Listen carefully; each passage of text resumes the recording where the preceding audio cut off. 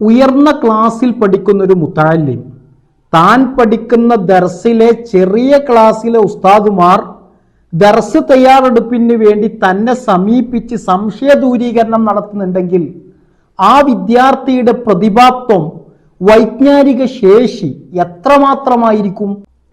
ആ മുത്തഅല്ലിം നടക്കുമ്പോഴും ഇരിക്കുമ്പോഴും ക്യാൻറ്റീനിൽ ഭക്ഷണം കഴിക്കുമ്പോഴും സഹപാഠികൾ കൂടെയുണ്ടാകും സംശയ നിവാരണത്തിനായി. അവരുടെ കയ്യിൽ കിതാബുകൾ ഉണ്ടാകും.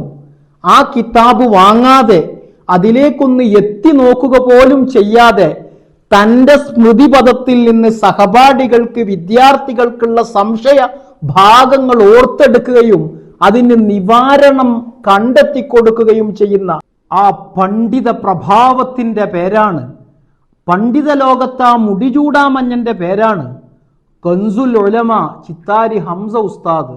അവിടുത്തെ ആത്മീയ പദവികൾ നാഥനായ റബ്ബ് ഉത്തരോത്തരം ഉയർത്തി നൽകട്ടെ.